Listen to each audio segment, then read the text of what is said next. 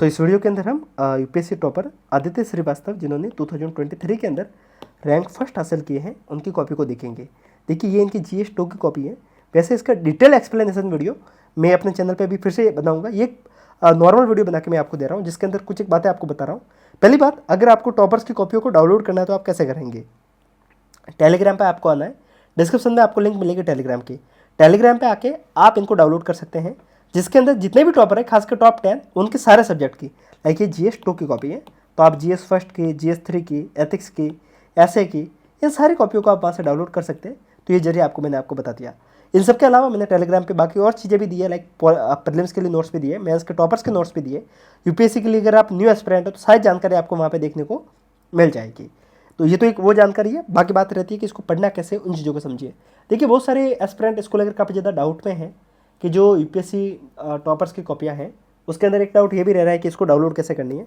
तो एक जरिया तो मैंने आपको बताया टेलीग्राम का। दूसरा जरिया है कि आप डायरेक्ट कोचिंग की वेबसाइट पे आके देख सकते हैं। ये जो कॉपी है ये इन्होंने विजन एस के वहाँ पे लिखी थी, तो आप यहाँ से आकर डाउनलोड कर सकते हैं। अब हम समझते हैं कि आंसर राइटिंग को किया कैसे जाता है उसको लेकर। देखिए अगर आप इन कॉपियों को देख रहे हैं तो इसको बेटर यूज़ कैसे करना है। इस आंसर को कंप्लीटली मगअप नहीं करना है, इससे सिर्फ आपको एक फ्रेमिंग समझनी है कि आंसर की फ्रेमिंग करते कैसे हैं। जैसे कि फॉर एग्जांपल ये फर्स्ट क्वेश्चन पूछा गया था इन्वायरमेंटल प्रेशर ग्रुप के बारे में, कि इन्वायरमेंटल प्रेशर ग्रुप जो इन्वायरमेंटल पॉलिसी बनती है उसको बनाने में कहीं ना कहीं बहुत ज़्यादा हेल्प करते हैं और वो गवर्नमेंट को बेटर पॉलिसी बनाने में एक अच्छी दिशा निर्देश का काम करते हैं। इसको क्वेश्चन को पूछा गया था। यहाँ पे एक शब्द देखने को मिल रहा होगा, डिस्कस कीजिए। और क्या पूछा गया? With suitable example. तो आपको इसके अंदर एग्जाम्पल लिखने, डिस्कस करना है। तो यहाँ पे क्वेश्चन रहता है कि इसका मतलब क्या होता है। लाइक डिस्कस है, इसके साथ में आपको एग्जामिन करना है, इसके साथ में क्रिटिकली एग्जामिन करना है, इसके साथ में एक्सप्लेन करना है। बहुत सारे वर्ड होते हैं, इनका मतलब क्या होता है एक एक चीज़ों को समझेंगे। जो वर्ड अभी आया है उसको समझते हैं। डिस्कस करने का मतलब ये है कि आपको ये समझ लेना है कि जो स्टेटमेंट दे रखा है उसी स्टेटमेंट को आपको सही मानना है।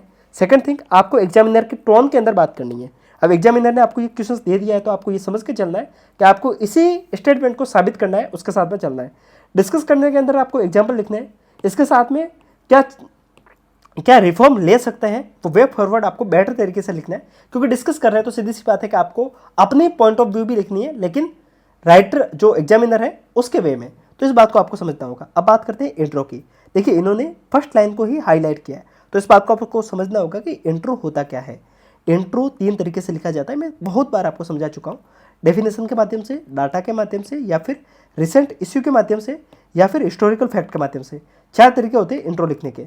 तो देखिए इन्होंने कहाँ से शुरू किया? फैक्ट के माध्यम से, कि आर्टिकल 19(1)(b) प्रेशर ग्रुप या फिर ग्रुप को बनाने की अधिकार को देता है, तो वहाँ से इन्होंने मेंशन किया। इसके बाद में इन्होंने इसके क्या क्या हो सकते हैं कि इसके किस हिसाब से हेल्प कर सकते हैं उसके बारे में मेंशन किया है।